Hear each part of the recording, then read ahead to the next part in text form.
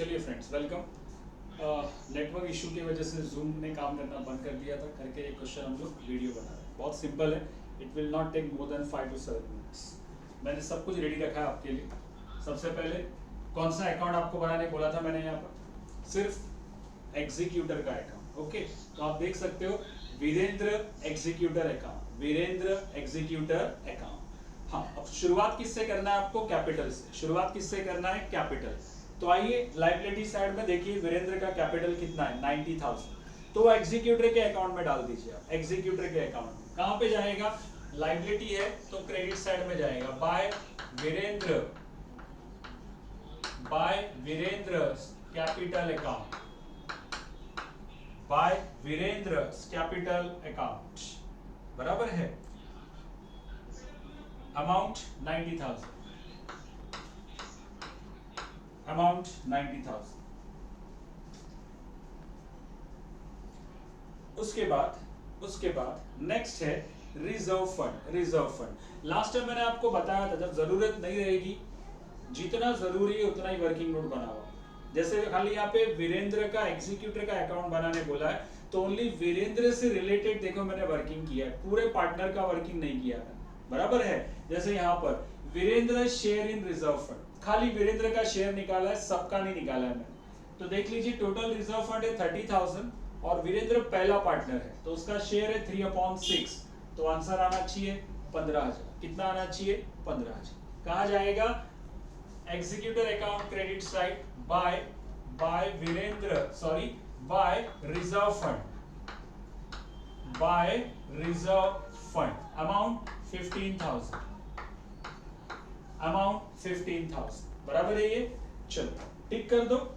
Balance sheet से दो item हमने उठा लिया, कैपिटल और रिजर्व फंड। अब बाकी का कोई भी आइटम कैपिटल का मतलब रिजर्व फंड और कैपिटल को छोड़ के कोई भी आइटम एग्जीक्यूटर के अकाउंट में जाने वाला नहीं है। जैसे कि अदर लायबिलिटी बैलेंस शीट में चला जाएगा, बैंक अकाउंट में चला जाएगा, अदर एसेट्स में चला जाएगा, तो उसको एग्जीक्यूटर से कोई लेना देना नहीं। तो मैं ऐसा बोलूं आपका बैलेंस शीट खाली हो गया है? यस। अब आइए एडजस्टमेंट। सबसे पहला the capital to his credit at the date of his death, वो हमने कर लिया। जो भी उसका कैपिटल था हमने एग्जीक्यूटर के अकाउंट में क्रेडिट कर दिया है। Next second, his proportion of reserve at the date of last balance sheet, वो भी हमने कर दिया है। उसका जो रिजर्व का प्रोपोर्शन था वो भी हमने उसको दे दिया है 15,000। Next, his proportion of profit to the date of death based on the average profit of last 4 years। तो हमको कौन सा वर्किंग करना है? Calculation of deceased partner share of profit. मैंने यहाँ पे नाम लिख दिया है, calculation of Virendra share of profit. दोनों चलेगा। क्लियर है? डिसीज पार्टनर लिखो तो भी चलेगा, वीरेंद्र शेयर ऑफ प्रॉफिट लिखा तो भी चलेगा। अब यहाँ पे फॉर्मूला हमारा है profit of the year into period into his share. बराबर है। पीरियड हमको पता है 5/5/12, शेयर हमको पता है 3/6, पर हमको क्या नहीं पता है? Profit of the year. तो उसने बोला प्रॉफिट ऑफ द ईयर कैसे निकालना? Average profit of last 4 year. तो देखिए मैंने लिखा है profit of the year equals to average profit of last 4 years. Okay, तो एवरेज प्रॉफिट कैसे आएगा? फॉर्मूला है total profit upon number of years. मैंने चारों साल के प्रॉफिट को ऐड कर दिया है, डिवाइड बाय 4। तो आपका एवरेज प्रॉफिट निकल के आ रहा है 50,000। क्लियर है? और उसने बोला जो एवरेज प्रॉफिट है वही करंट ईयर का प्रॉफिट है। यस। तो now time to execute the formula. Current year का प्रॉफिट कितना लेंगे हम लोग? 50,000 इनटू कितना पीरियड है? 5/12 इनटू उसका रेशियो है 3/6। तो चेक करके देखना, आंसर पॉइंट में आएगा 10,416.6 बराबर।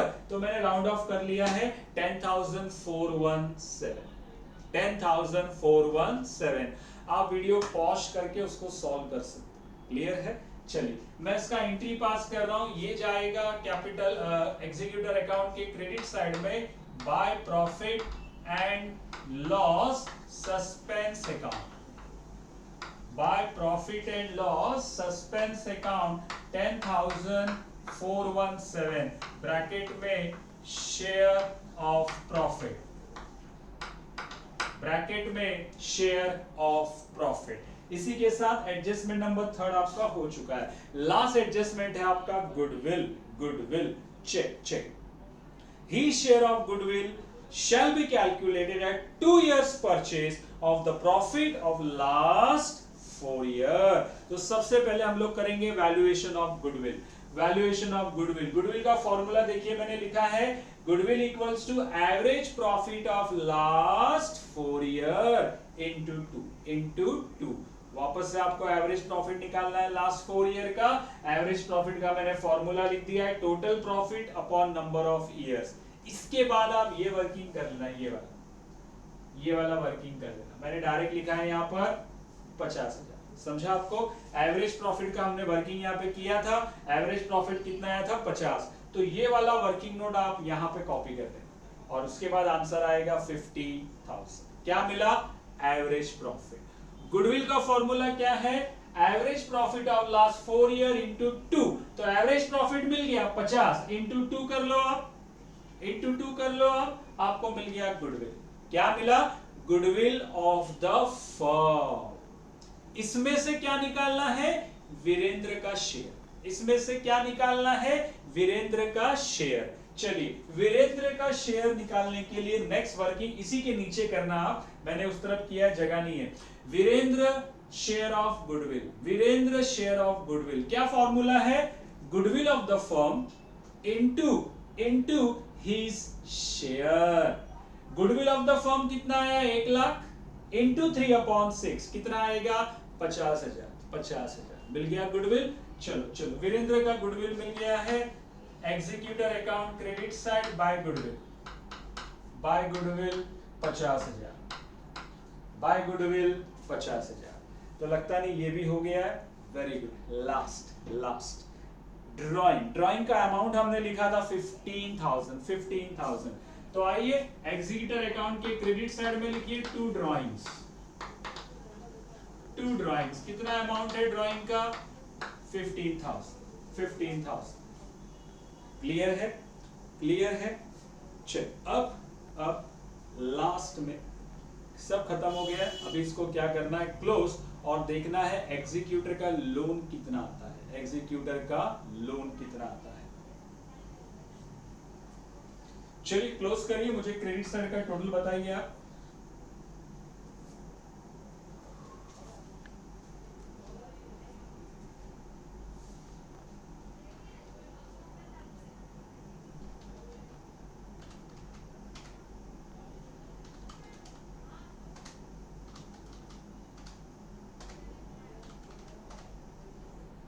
चेक करिए, मेरा टोटल आ रहा है 165,417। 165,417 टोटल डेबिट में कॉपी कर लूं मैं। 165,417 डिफरेंस आएगा 150,417।